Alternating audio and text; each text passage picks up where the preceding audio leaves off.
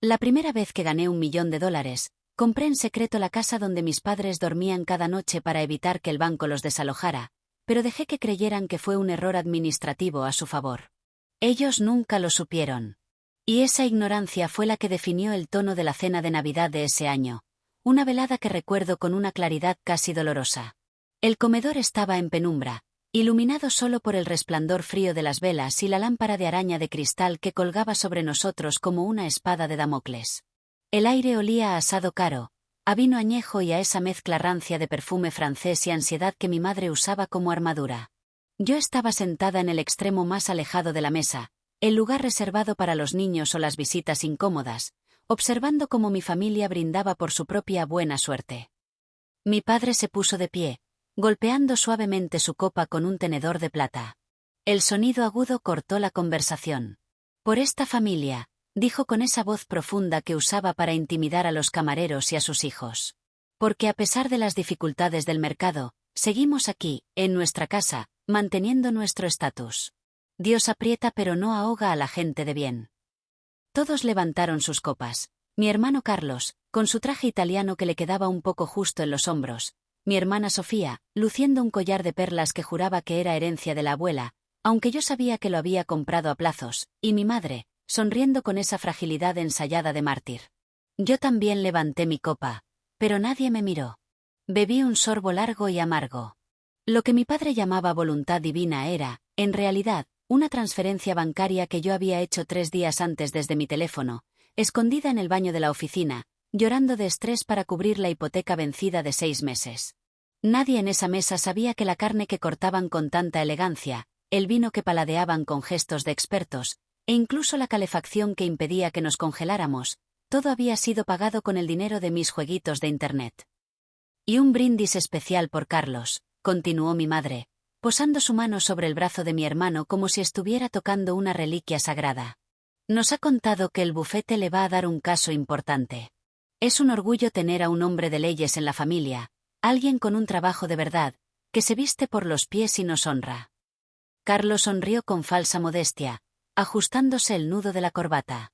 Yo sabía, porque había revisado sus cuentas para ver si podía ayudarle con el coche, que el caso importante era una mentira para tapar que estaba a punto de ser despedido por negligencia.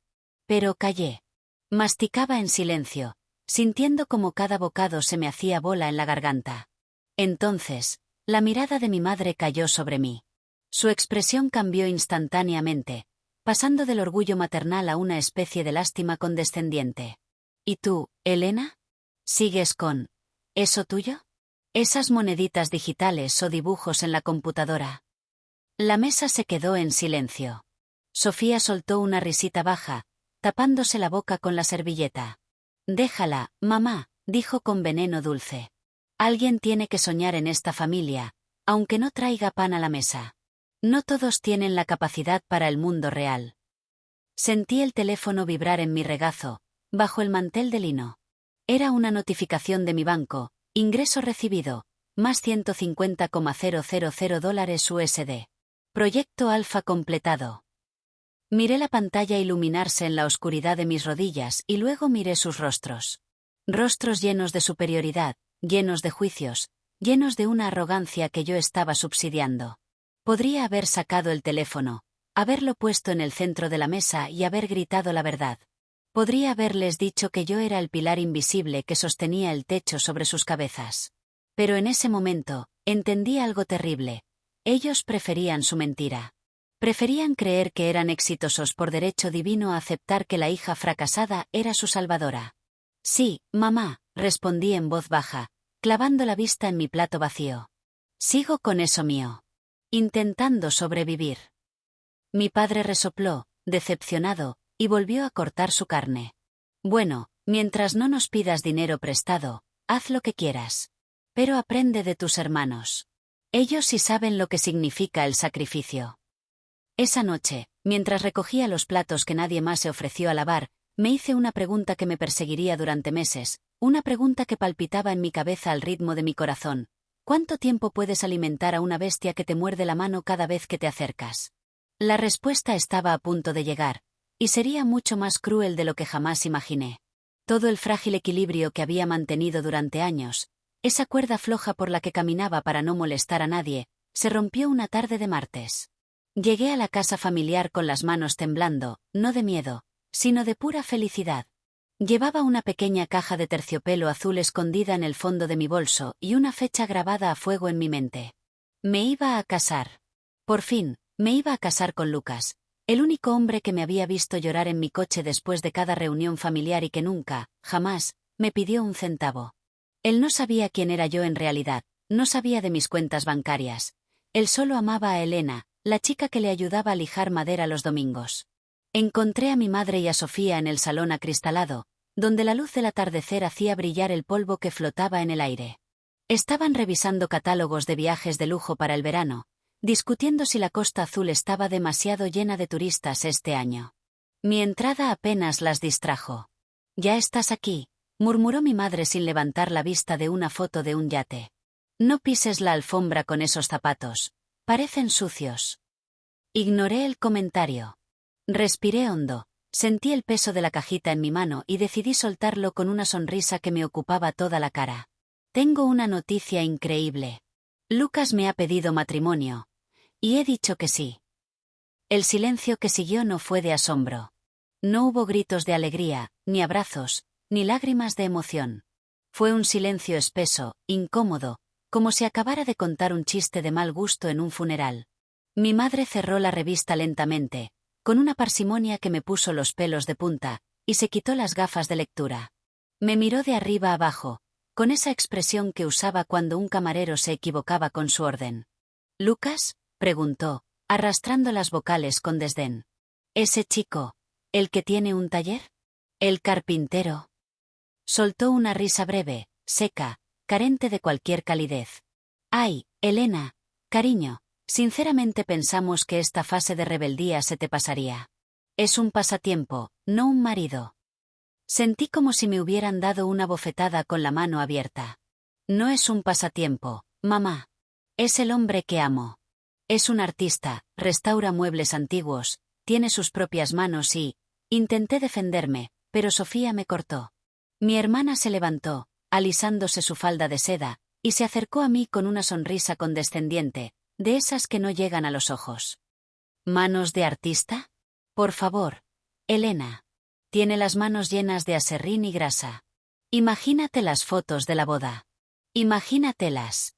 Nosotros con vestidos de diseñador, papá con su smoking hecho a medida, ¿y él? ¿Y su familia? No encajan.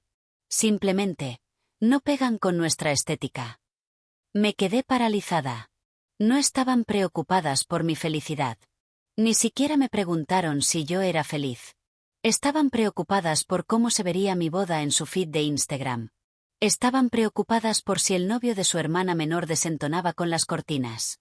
«¿Estáis hablando en serio?», pregunté, con la voz quebrándose, sintiendo como las lágrimas de rabia empezaban a picarme en los ojos. «Me voy a casar. Deberíais estar celebrándolo». Mi madre suspiró, volviendo a abrir su revista como si la conversación hubiera terminado. «No seas dramática, hija. Nadie está diciendo que no te cases. Solo decimos que, bueno, quizás sea mejor algo discreto. Muy discreto. No querrás que nuestras amistades piensen que te has conformado con tan poco, ¿verdad? Sería humillante para tu padre tener que explicar a qué se dedica tu prometido».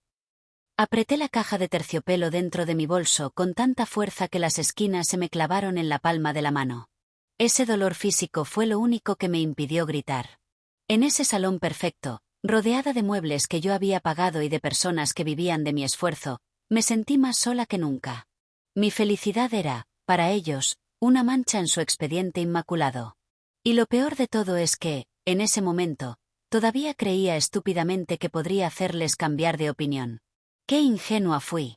Traté de convencerme a mí misma de que la reacción de mi madre y Sofía era solo veneno superficial, cosas de mujeres amargadas por su propia vanidad. «Carlos será diferente», me repetí una y otra vez mientras conducía hacia su casa. Él era mi hermano mayor, el hombre sensato, el padre de mis adorados sobrinos. Siempre había sido el mediador, o al menos eso quería creer yo desesperadamente. Llevaba en el asiento del copiloto 2 bolsas enormes con los diseños de los trajes para los niños, Había pasado semanas eligiendo las telas más suaves, imaginando cómo se verían Leo y Mía caminando hacia el altar tirando pétalos de flores. Eran mi debilidad. Yo pagaba sus clases de equitación, sus tutores de inglés, incluso los campamentos de verano a los que Carlos decía que los enviaba con su bono anual, un bono que nunca existió y que salía directamente de mis dividendos. Cuando llegué, Carlos me recibió en su despacho. Olía a cuero viejo y a tabaco caro. Ni siquiera se levantó de su sillón de piel cuando entré. Me hizo un gesto vago para que me sentara mientras se servía una copa de whisky, un Blue Label de $200 la botella que, curiosamente, yo le había regalado por su cumpleaños porque él se quejaba de estar corto de efectivo. Carlos, necesito pedirte algo muy especial, empecé, tratando de que mi voz sonara animada, ignorando el nudo en mi estómago. Quiero que los niños sean los pajes en mi boda. Ya tengo los trajes, son preciosos, mira. Empecé a sacar las telas, emocionada, esperando ver esa sonrisa de padre orgulloso. Pero Carlos no sonrió. Me miró con una frialdad que me heló la sangre, una mirada vacía, como si estuviera observando a una empleada doméstica que acaba de romper un jarrón. Dio un sorbo lento a su whisky, haciendo sonar los hielos contra el cristal con una calma exasperante. Mira, Elena, dijo, soltando el aire con pesadez. Guarda eso. No hace falta que saques nada. Me detuve con la tela de seda entre las manos. ¿Qué? ¿Por qué? A Mía le va a encantar el color, es... Intenté insistir. Lo hemos hablado en familia, me interrumpió, alzando la voz lo justo para callarme. Papá, mamá, Sofía y yo. Tuvimos una reunión ayer por la noche. ¿Una reunión? Sin mí. El corazón me empezó a latir tan fuerte que lo sentía en los oídos. ¿De qué estás hablando, Carlos? Él se aflojó la corbata, incómodo, pero mantuvo esa postura de superioridad arrogante. Hemos decidido que no vamos a dejar que los niños vayan a tu evento. No queremos confundirlos. Elena. Leo y Mía están en una edad impresionable. Queremos que aspiren a la excelencia, que se rodeen de gente de su nivel. Y tu boda, con esa gente, en ese lugar rústico, es un paso atrás. Hizo una pausa dramática, buscando la palabra exacta para hacerme daño. Y la encontró. Es vulgar, Elena. Tu prometido, su familia, todo ese ambiente de clase trabajadora, es vulgar. No encaja con la imagen que estamos construyendo para mis hijos. La palabra resonó en la habitación como un disparo. Vulgar. Yo pagaba el colegio de élite donde esos niños aprendían a leer. Yo pagaba la ropa de marca que llevaban puesta en las fotos de Navidad. ¿Y ahora yo era demasiado vulgar para que estuvieran a mi lado en el día más importante de mi vida? ¿Me estás diciendo que mis sobrinos no pueden venir a mi boda porque mi prometido trabaja con sus manos? Pregunté, temblando de pura incredulidad. ¿Estás hablando en serio, Carlos? Después de todo lo que he hecho por ellos. Él suspiró, como si le aburriera mi dolor. No empieces a echar cosas en cara, Elena. Eso es de mal gusto. Simplemente estamos protegiendo el estatus de la familia. Si quieres casarte con un carpintero, adelante. Pero no nos arrastres a nosotros ni a los niños a ese circo. Entiéndelo, es por su bien. Se giró hacia su ordenador, dándome la espalda, dando por terminada la conversación. Cierra la puerta al salir, por favor. Tengo una llamada importante. Salí de allí con las piernas temblando, pero esta vez no era tristeza lo que sentía. Era algo más oscuro, más caliente. Mientras caminaba hacia mi coche, escuchando el eco de la palabra vulgar en mi cabeza, algo dentro de mí se rompió para siempre. Pensaban que tenían el control porque tenían el apellido y la fachada, pero no sabían que acababan de insultar a la única persona que mantenía las luces encendidas en su teatro de mentiras. Querían proteger su estatus. ¿Qué estatus? Estaba a punto de enseñarles lo rápido que se derrumba un castillo cuando le quitas los cimientos. La discusión con Carlos no podía quedarse así. Me negaba a aceptarlo. Con el corazón en la garganta y la dignidad pendiendo de un hilo, convoqué una reunión familiar de emergencia. Necesitaba entender qué estaba pasando. Necesitaba que me miraran a los ojos todos a la vez y me dijeran por qué me odiaban tanto. Nos reunimos en la biblioteca de mi padre, esa habitación imponente de techos altos, llena de libros encuadernados en piel que nadie leía jamás. El ambiente no era el de una charla familiar, era un juicio sumarísimo.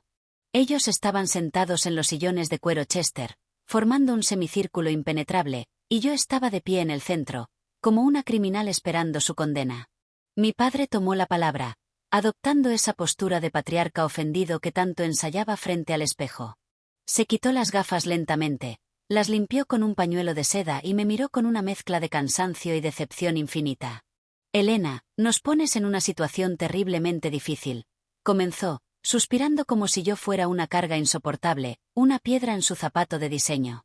Te hemos tolerado tus excentricidades durante años. Hemos mirado hacia otro lado con tus trabajitos en Internet y tu falta de ambición corporativa. Pero esto es diferente. No vamos a permitir que arrastres el apellido de la familia por el fango con esta boda de clase baja. Sentí un pitido agudo en los oídos. ¿De clase baja? Papá, es mi boda. Es amor. ¿Qué tiene que ver el apellido con esto? Él golpeó el reposabrazos del sillón con la palma de la mano, perdiendo la paciencia. Tiene todo que ver. La imagen lo es todo, Elena. Si insistes en casarte con ese mecánico, hazlo. Pero hazlo sola. Nadie de esta familia asistirá. Ni tus hermanos, ni tus sobrinos, ni nosotros. El mundo se detuvo por un segundo. No vendréis. Me vais a dejar sola en el altar. Miré a mi madre buscando apoyo, buscando un rastro de instinto maternal. Pero ella asintió a su lado, con una mueca de dolor fingido, apretándose el pecho como si yo le estuviera causando una arritmia. Es por tu bien, hija, dijo mi madre con esa voz suave y venenosa. Necesitas aprender qué es lo que realmente importa en la vida. Mira a tu alrededor. Mira esta casa, mira a tus hermanos. Esto se consigue con decencia, con alianzas correctas. Nos avergüenzas un poco ante nuestras amistades. ¿Lo entiendes? No podemos presentarnos allí y fingir que estamos felices de que te unas a esa gente. Mi padre se levantó para dar el golpe de gracia. Se acercó a mí, oliendo a colonia cara y a arrogancia rancia, y me puso una mano en el hombro. Hija, te lo digo como consejo. Aléjate un tiempo. Tómate unos meses lejos de nosotros hasta que se te pase el capricho o hasta que te cases y asumas tu error. No necesitamos nada de ti, solo que no nos hagas pasar vergüenza. El estatus, Elena, no se compra. Esa frase fue el detonante. El estatus no se compra. Casi suelto una carcajada histérica allí mismo. Tuve que morderme la lengua hasta hacerme sangre para no gritarles la verdad en la cara. Si supieran cuánto estatus les había comprado yo. Si supieran que el sillón donde estaban sentados era mío. Que el whisky que bebían era mío. Que la decencia de la que presumían estaba financiada al 100% por mi cuenta bancaria. Me miraron esperando que llorara, que suplicara, que prometiera cancelar la boda para volver al redil. Pero algo cambió dentro de mi pecho. El dolor agudo se transformó en hielo. Un bloque frío y sólido de realidad. Me di cuenta de que no eran mi familia. Eran parásitos con ropa de etiqueta. Y acababan de decirme exactamente lo que necesitaba escuchar para liberarme. Que no necesitaban nada de mí. Entiendo, dije. Mi voz sonó extraña, metálica, carente de emoción. Tenéis razón. Quizás necesito alejarme. Totalmente. Mi madre sonrió, triunfante, creyendo que me había dado una lección de humildad. Sabía que entrarías en razón, cariño. Madurar duele, pero es necesario. No, mamá. No tienes ni idea de cuánto va a doler. Di media vuelta y salí de la biblioteca sin mirar atrás, sintiendo como sus miradas de satisfacción me quemaban la nuca. Ellos creían que habían ganado, que habían protegido su precioso castillo de naipes. No sabían que la persona que acababa de salir por la puerta se llevaba consigo el viento que lo mantenía en pie. Salí de esa casa sin gritar. No hubo portazos dramáticos, ni jarrones rotos, ni llantos histéricos en el vestíbulo. Curiosamente, lo que sentí al cerrar esa pesada puerta de roble detrás de mí fue una paz absoluta, gélida y cristalina. Era una sensación extraña, casi narcótica. ¿Sabéis cuando después de una tormenta eléctrica el aire se queda quieto y todo se ve más nítido? Así me sentía yo. Era como si de repente alguien hubiera encendido la luz en una habitación oscura donde había estado tropezando durante años, y por fin viera el desorden tal y como era. Caminé hacia mi coche sobre la grava de la entrada, escuchando el crujido de mis propios pasos. Antes de subir, miré por el retrovisor hacia la mansión. Vi la silueta de mi hermana Sofía en la ventana del segundo piso, con el teléfono pegado a la oreja, gesticulando y riendo. Probablemente le estaba contando a alguna amiga lo valientes que habían sido al poner en su sitio a la hermana descarriada. Se reían. Se reían celebrando su victoria, sin tener ni la más remota idea de que acababan de prender fuego al puente que los mantenía unidos al mundo real. Conduje hasta mi apartamento con la radio apagada. Necesitaba silencio. Necesitaba procesar la magnitud de su arrogancia. No necesitamos nada de ti, habían dicho. Esa frase rebotaba en mi cráneo, pero ya no dolía. Ahora sonaba como un reto. Como una invitación legalmente vinculante. Al llegar a casa, el contraste fue brutal. Lucas me esperaba con la cena hecha. Nada más abrir la puerta, me golpeó el olor a estofado casero y a seguridad. Él estaba allí, con su camiseta vieja y sus manos ásperas, poniendo la mesa. Me vio la cara y se detuvo en seco. Lucas me conocía mejor que nadie. Sabía leer mis silencios. ¿Elena?, preguntó suavemente, dejando los platos sobre la encimera. Se acercó despacio, como si temiera que yo fuera a romperme en 1000 pedazos. ¿Qué ha pasado? ¿Estás bien? Lo miré a los ojos, esos ojos honestos que no sabían mentir ni calcular intereses. Lo abracé fuerte, aspirando su olor a madera y a realidad. Me aferré a él como un náufrago a una tabla.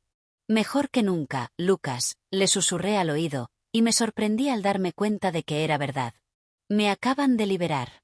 Por fin, me han dejado ir. Esa noche no pude dormir. Pero no fue por tristeza, fue por pura adrenalina. Mientras Lucas roncaba suavemente a mi lado, yo me levanté y fui al salón. Me senté frente a mi ordenador con una taza de café humeante y abrí mi vida secreta. Mis hojas de cálculo. Esas interminables columnas de Excel que eran, literalmente, el sistema circulatorio de mi familia. Eran las 3 de la mañana.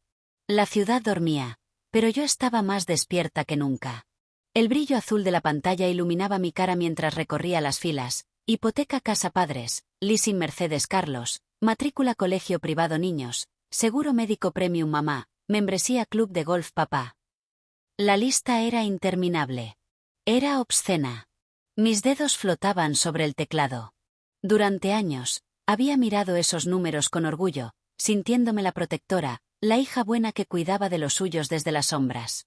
Pero ahora, bajo la luz fría del monitor, esos números se veían diferentes. No eran regalos, eran insultos. Cada dólar que yo había pagado era un dólar que ellos usaban para comprar la ropa con la que luego me miraban por encima del hombro. No necesitamos nada de ti. Leí esa frase en mi mente una vez más. Sonreí. Una sonrisa fría, sin alegría. Muy bien, familia. Si eso es lo que queréis, eso es exactamente lo que vais a tener. Respetaré vuestra decisión al pie de la letra. Me troné los dedos, tomé un sorbo de café y puse el cursor sobre la primera celda. Estaba a punto de pulsar el botón de reinicio en sus vidas. Empecé por lo más básico, por el pilar sobre el que construían toda su fantasía de superioridad, la educación de élite. Mis sobrinos, Leo y Mia, asistían al Saint George International, el colegio privado más exclusivo y pretencioso de la ciudad. Era de esos lugares donde los niños de 5 años aprenden latín y equitación, y donde los padres compiten ferozmente por ver quién deja al niño en el coche más caro. La matrícula costaba más de lo que mucha gente gana en un año entero de trabajo duro. Entré en el portal de pagos del colegio. Allí estaba mi nombre, escondido bajo la etiqueta de patrocinador anónimo, una condición que yo misma había impuesto para no herir el frágil ego de mi hermano Carlos. Él creía, o quería creer, que los niños estaban allí por una beca de excelencia académica. ¡Qué chiste! Leo es un encanto, pero apenas sabe atarse los zapatos, y Mia se pasa el día mirando las nubes. Estaban allí porque yo pagaba el precio de entrada a su club social. El cursor del ratón parpadeaba sobre la opción: gestionar suscripción. Hice clic. Se abrió una ventana emergente en rojo. ¿Está segura de que desea revocar el patrocinio financiero para el próximo trimestre? Esta acción no se puede deshacer y los alumnos perderán su plaza reservada. Me detuve un segundo. Pensé en mis sobrinos. Los adoraba, de verdad que sí. Pero luego recordé la voz de Carlos. Queremos que se rodeen de gente de su nivel. Recordé cómo me prohibieron verlos en mi boda porque yo era vulgar. Bueno, si su nivel era tan alto, seguramente su padre, el abogado exitoso, no tendría problema en cubrir la cuota, ¿verdad? Si la excelencia estaba en su ADN, no necesitaban mi dinero sucio de Internet. Mi dedo índice bajó sobre el ratón. Clic, cancelado. Sentí una descarga eléctrica recorrer mi columna. No fue culpa. Fue poder. Luego fui a por los lujos invisibles, esos que daban por sentado como si fueran el aire que respiraban. Abrí la pestaña del leasing de los coches. 3 vehículos de alta gama alemanes descansaban en el garaje de mis padres y mi hermano. Carlos siempre presumía de su máquina, acariciando el volante de cuero como si fuera una extensión de su virilidad. Lo que olvidaba mencionar es que yo pagaba el 80% de la cuota mensual bajo el concepto de regalo familiar recurrente. Seleccioné los 3 contratos. Dar de baja por falta de fondos. Que el banco se encargara de recuperar sus propiedades. Continué bajando por la lista como un ángel exterminador digital. La cuota del club de campo donde mi padre cerraba sus grandes negocios inexistentes mientras bebía gin tonics a mi salud. Cancelada. El seguro médico privado Platinum de mi madre, ese que le permitía ir al médico por un dolor de uña sin hacer cola. Cancelado. El servicio de mantenimiento de la piscina, los jardineros que mantenían el césped perfecto, el chef privado que iba los fines de semana a cocinar para sus fiestas de amigos. Cancelado. Cancelado. Cancelado. El sonido de los clics en el silencio de la madrugada era hipnótico. Tac, tac, tac. Cada clic era un peso de 100 kilos que me quitaba de la espalda. Cada cancelación era una cadena que se rompía. No lo hacía por venganza. Me repetía a mí misma mientras veía las barras de progreso confirmando las bajas. Lo hacía por justicia poética. Ellos dijeron clara y firmemente, no necesitamos nada de ti. Eres una vergüenza. Pues bien, familia. Estaba limpiando vuestras vidas. Estaba retirando mi vulgaridad de vuestra existencia inmaculada. Estaba cumpliendo vuestro deseo con una precisión milimétrica. Cerré el portátil justo cuando el primer rayo de sol entraba por la ventana, iluminando el polvo en el aire. Me sentí ligera, ingrávida, como si pudiera flotar hasta el techo. Había cortado el cordón umbilical de oro. Ahora, por primera vez en décadas, tendrían que aprender a respirar por sí mismos. Podía haber parado ahí. Con los coches embargados y los niños fuera del colegio de élite, el mensaje habría quedado claro.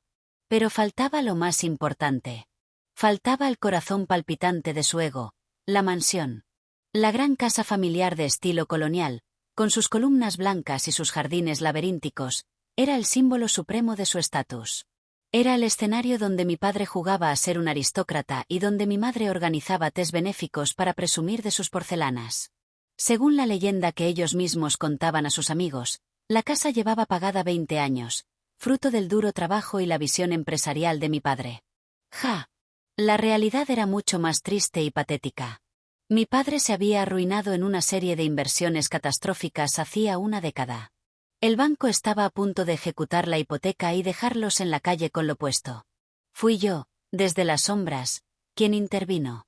Compré la deuda al banco a través de una sociedad instrumental anónima para que ellos no perdieran el techo y, sobre todo, para que no perdieran la cara ante la sociedad. Legalmente, la casa era mía. Ladrillo a ladrillo, desde el sótano hasta la veleta del tejado. Ellos vivían allí como inquilinos precarios, sin contrato y gratis, simplemente porque yo lo permitía. Porque yo era la hija buena. Recordé la escena en la biblioteca de hacía unas horas. Recordé a mi padre diciéndome, aléjate de esta casa. No te queremos aquí. Me eché a reír sola en la oscuridad de mi salón. La ironía era tan deliciosa que casi se podía saborear. Me habían echado de mi propia casa. Me habían prohibido la entrada en una propiedad que figuraba en mi declaración de la renta. Abrí el gestor de correo electrónico y redacté un mensaje nuevo dirigido a mi bufete de abogados. El asunto: Inmueble calle Robles 45, cambio de estatus. Mis dedos volaban sobre las teclas. No iba a echarlos a la calle. No soy un monstruo, y a diferencia de ellos, yo sí tengo memoria familiar. No iba a dejar a mis padres ancianos durmiendo bajo un puente. Pero se acabó la barra libre. Se acabó la fantasía de terratenientes. Estimados, procedan a notificar a los ocupantes actuales de la vivienda que el periodo de gracia ha finalizado. A partir del día 1 del próximo mes, se requerirá el pago de un alquiler ajustado al precio de mercado actual. En caso de impago, inicien el protocolo estándar de desahucio. Me detuve antes de darle a enviar. Busqué en Google el precio de alquiler de una mansión de 800 metros cuadrados en esa zona. La cifra era astronómica. Mi padre no podría pagarla ni vendiendo sus órganos. Pero ese no era mi problema. Ellos decían que el honor y el estatus eran lo más importante, ¿verdad? Pues el honor cuesta dinero. Si querían vivir como reyes, tendrían que pagar el tributo. Respiré hondo, visualizando la cara de mi padre cuando recibiera el burofax.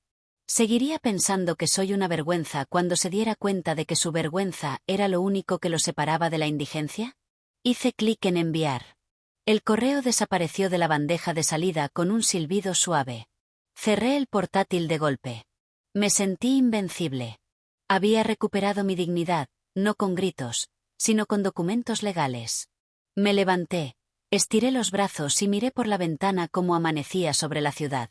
El sol salía para todos, pero para mi familia, la larga noche acababa de comenzar. El caos tardó exactamente 48 horas en desatarse. Fue casi científico, una demolición controlada que observé desde la distancia, a través de la pantalla de un teléfono que no paraba de vibrar sobre la mesa de mi cocina. El primero en caer fue mi hermano Carlos. Me llamó un martes a media mañana. No contesté, pero escuché el mensaje de voz después.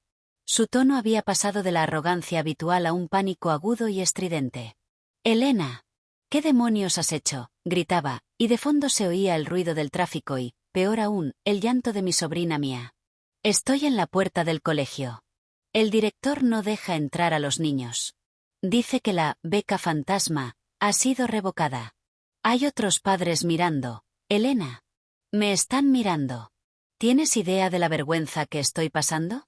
Arregla esto ahora mismo». Sonreí mientras borraba el mensaje. ¿Vergüenza? Carlos, acabas de descubrir lo que se siente cuando el mundo no se inclina ante ti solo por tu apellido. Me imaginé la escena, él, rojo de ira, intentando explicarle al portero del colegio que él era un hombre importante, mientras mi dinero dejaba de hablar por él. Pero eso fue solo el aperitivo. A la hora del almuerzo, mi teléfono volvió a iluminarse. Esta vez era una notificación de seguridad de la casa, sistema de alarma desconectado por falta de pago. Y luego, otra llamada. Mi madre. «Hija, tienes que venir», sollozó en el buzón de voz, con esa voz de niña pequeña que usaba para manipular. «Estoy en la peluquería, en el centro. Han rechazado mi tarjeta. La dorada. La chica dice que da fondos insuficientes. Es imposible. Hay gente esperando detrás de mí. He llamado a tu padre y su tarjeta tampoco funciona en el restaurante. Nos están bloqueando. Elena. Es un ataque informático. Llama al banco, haz algo». No era un ataque informático, mamá. Era la vida real llamando a la puerta. El golpe de gracia llegó al atardecer. Según me contó después un vecino chismoso, una grúa de embargo apareció en la entrada de la mansión. No una grúa discreta, no. Una de esas enormes, con luces naranjas giratorias y cadenas ruidosas. Se llevaron el Mercedes de Carlos y el convertible de mi padre mientras ellos gritaban en la acera, agitando los brazos, amenazando con demandar a todo el mundo.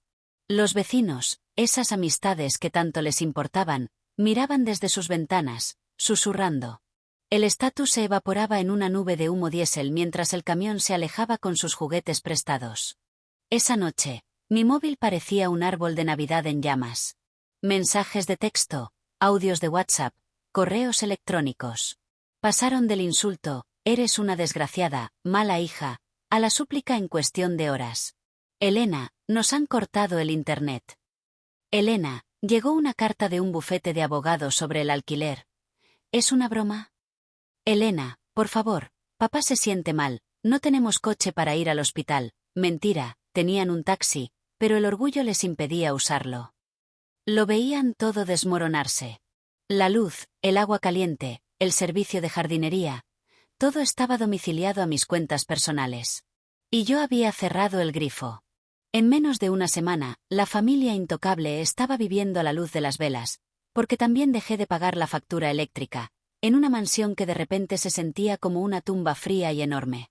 Me imaginé a mi madre sentada en su sofá de terciopelo, a oscuras, dándose cuenta de que sin mi dinero vulgar, ella no era más que una anciana con deudas en una casa que no le pertenecía. Se dieron cuenta, tarde y mal, de que su superioridad era un escenario de cartón piedra que yo había estado sosteniendo con mis propias manos doloridas. Y ahora que yo había soltado la carga, el techo se les venía encima. Pasaron 2 meses de silencio radiofónico, o al menos, de silencio por mi parte. Bloqueé sus números, sus correos y hasta sus abogados. Me centré en lo único que importaba, mi boda.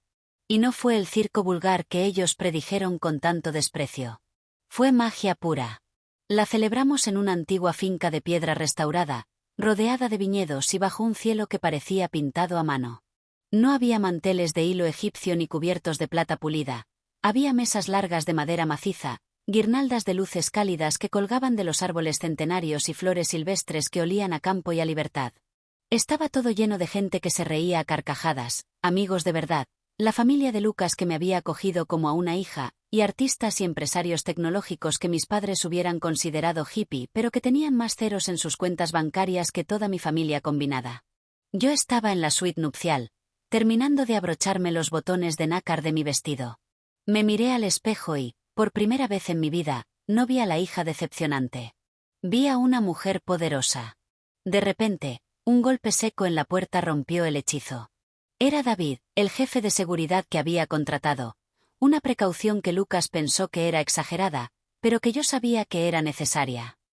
David tenía el rostro serio y se llevaba la mano al auricular de su oreja. «Señora», dijo con voz grave. «Tenemos una situación en la entrada principal, puerta norte. Un grupo de personas insiste en entrar. Dicen ser su familia. Están alterados». Sentí un frío repentino en el estómago, pero no fue miedo. Fue una mezcla de lástima y hastío. ¿Están armados?, pregunté, medio en broma, medio en serio. No, señora. Pero traen niños.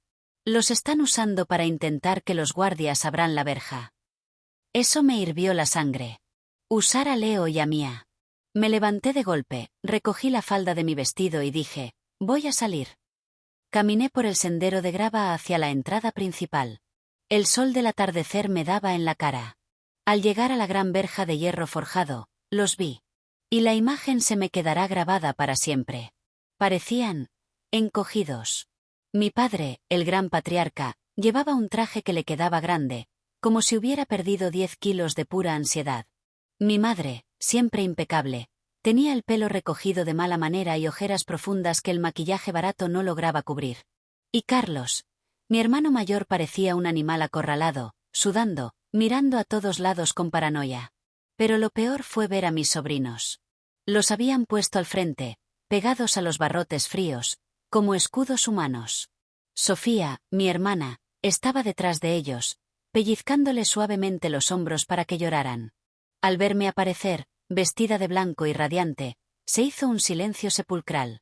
Luego, el caos estalló.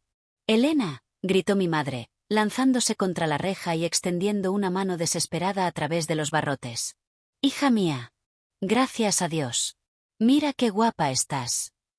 Su voz temblaba, una mezcla patética de adulación y pánico. «Por favor, abre la puerta. Tenemos que hablar. Somos tu familia. No puedes dejarnos fuera en un día así».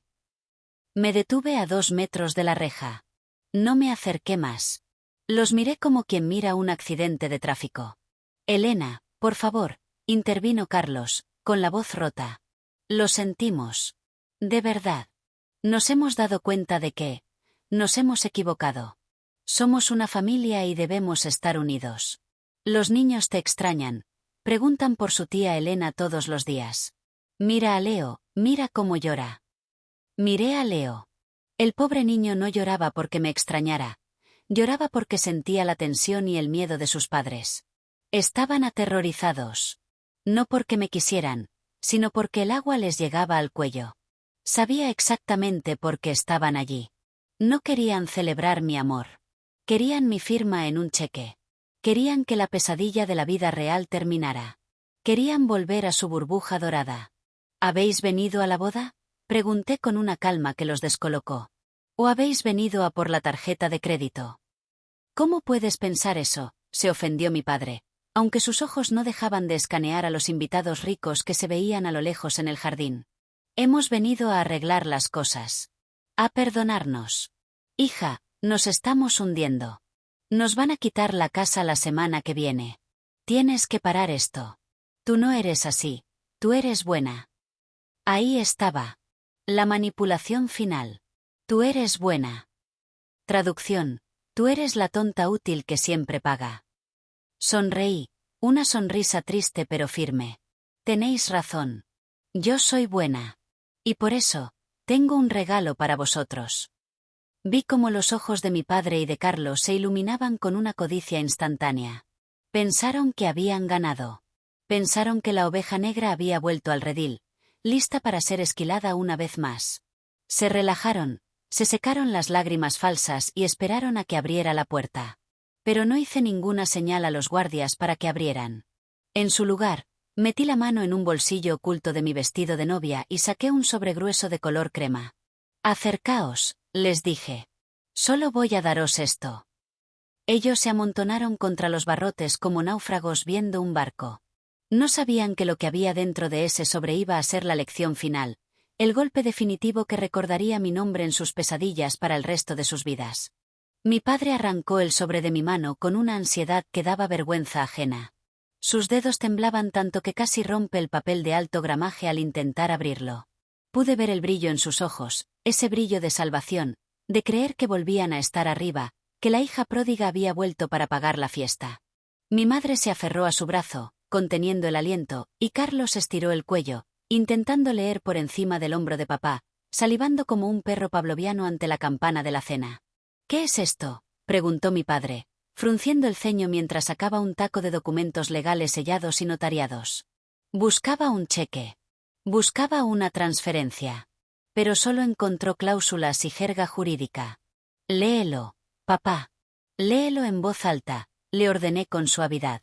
Él ajustó la vista, confundido, y comenzó a leer, tropezando con las palabras. Fideicomiso. Irrevocable. Beneficiarios exclusivos. Leo y Mía. Se detuvo en seco y levantó la vista, pálido como un fantasma. ¿Qué significa esto, Elena? ¿Dónde está el dinero para la hipoteca? ¿Dónde está el dinero para nosotros? Me agaché lentamente hasta quedar a la altura de los ojos de mis sobrinos, ignorando por completo a los 3 adultos que me miraban con horror. Acaricié la mejilla de Leo a través de los barrotes fríos. Él dejó de llorar y me miró con curiosidad. Escuchadme bien, mis niños, les dije, con la voz quebrada por la emoción, pero firme. La tía Elena os quiere con todo su corazón. Y porque os quiero, me he asegurado de que vuestro futuro esté blindado. Todo ese dinero, millones de dólares, es vuestro. Solo vuestro. Me levanté y clavé mi mirada en mi hermano Carlos. Él estaba leyendo la letra pequeña del documento con la boca abierta. Es un fondo para la universidad y para su vida adulta, expliqué, asegurándome de que cada palabra fuera un clavo en el ataúd de su avaricia. Pero hay una cláusula muy especial, Carlos. La cláusula 4b. El dinero está bloqueado. Nadie puede tocar un solo centavo hasta que los niños cumplan 25 años. Y lo más importante, el administrador del fondo es un bufete externo. Mi madre soltó un grito ahogado, llevándose las manos a la boca. ¿Qué? ¿Qué estás diciendo? Estoy diciendo, continué, elevando la voz para que resonara en el silencio de la entrada, que ni tú, ni papá, ni Carlos, ni Sofía veréis jamás un céntimo de mi fortuna. No podéis gestionarlo. No podéis gastarlo. No podéis usarlo para pagar vuestros clubes, ni vuestros coches, ni vuestras apariencias. La cara de mi padre se transformó. La esperanza se convirtió en odio puro en cuestión de segundos. Arrugó los papeles en su puño. No puedes hacernos esto. Somos tu sangre. Nos van a echar de la casa la semana que viene. Nos vamos a quedar en la calle. Sonreí. Fue una sonrisa triste, de despedida. Vosotros dijisteis que yo era una vergüenza. Dijisteis que mi dinero era vulgar y que no necesitabais nada de mí. Pues bien, os he hecho caso. Me he asegurado de que mi dinero no os avergüence nunca más. Os he dado exactamente lo que pedisteis. Nada. Elena, gritó mi hermana Sofía, intentando agarrarme el vestido a través de la reja. Por favor. No sabemos vivir de otra manera. Entonces es hora de que aprendáis, respondí. Como hace todo el mundo. Trabajad. Madurad. Sobrevivid. Hice una señal a David, el jefe de seguridad. Él asintió y activó el mecanismo de cierre secundario de la verja con un clank metálico y definitivo. Me di la vuelta. El sol se estaba poniendo, bañando el jardín de la finca en una luz dorada y cálida. Al fondo, vi a Lucas esperándome bajo el arco de flores. Vi a mis amigos. Vi mi futuro. A mis espaldas, escuché los gritos. Escuché a mi padre insultando, a mi madre llorando histéricamente, a Carlos golpeando los barrotes de hierro. Pero por primera vez en 30 años, esos sonidos se sentían lejanos, como el ruido de una televisión en otra habitación. Ya no eran mi realidad. Eran solo ecos de una vida que acababa de cancelar. Caminé hacia el altar. Mis pasos eran firmes sobre la hierba. No miré atrás ni una sola vez. Mientras avanzaba hacia el hombre que me amaba por quien era y no por lo que tenía, comprendí la lección más valiosa de todas, una que no se paga con dinero. La familia no es la sangre que te corre por las venas, es la sangre por la que tú estás dispuesta a sangrar. Y ellos ya me habían desangrado suficiente. Llegué junto a Lucas. Él me tomó la mano y me besó la frente. «¿Todo bien?», me susurró. Miré hacia la puerta una última vez, donde la oscuridad ya cubría a las figuras que se desvanecían tras la reja. «Sí», respondí, sintiéndome por fin completa. «Todo está pagado».